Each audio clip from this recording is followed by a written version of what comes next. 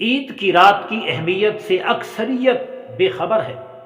اس رات کو لیلۃ الجائزہ انعام کی رات کا نام دیا گیا۔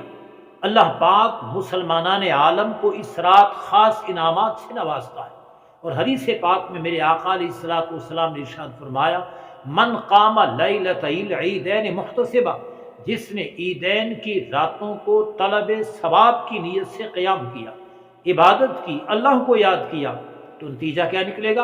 ارشاد فرمایا، لم یمت قلبہ یوم تموت القلوب، اس دن اس بندے کا دل نہیں مرے گا جس دن لوگوں کے دل مریں گے، اس کا دل زندہ رہے گا۔ اور حقیقت بھی یہ ہے کہ دل مردہ دل نہیں ہے، اسے زندہ کر دوبارہ، کہ یہی ہے امتوں کے مرض کہن کا چارہ۔ اگر دل زندہ رہے، سلامت رہے، تو دین دنیا کی بھلائی مل جاتی۔ دل مر جائے تو پھر مرے ہوئے دل کے ساتھ بندے کو کیا ملتا ہے؟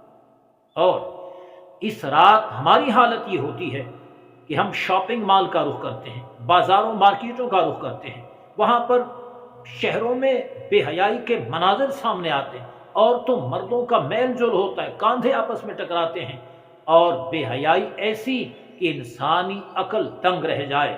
افسوس کی بات ہے کہ شریعت ہمیں کس طرف لے جا رہی ہے، اور ہم طبیعت کے گھوڑے پہ سوار ہو کے کہاں دھکے کھا رہے ہیں۔ کاش اگر ہم ان شرعی اصولوں کو اپناتے کہ رب نے روزہ رکھنے کی توفیق عطا فرمائی، اللہ پاک نے تراویح کی توفیق عطا فرمائی، اللہ پاک نے رمضان جیسی نعمت سے نوازا، اور پھر اس کے بعد عید کی رات آتی ہے، تو یہ رات تو سجدہ شکر میں گزرنی چاہیے۔ یہ رات تو عبادت میں، ریاضت میں، زہد میں، تقوی میں، دعا میں، گڑ گڑانے میں، رونے میں، رب سے مانگنے میں اور شکر بجا لانے میں گزرنی چاہیے۔ اور ہم ہیں کہ اس رات کی اہمیت سے بے خبر ہے۔ کاش ہم اس رات کی اہمیت کو سمجھیں۔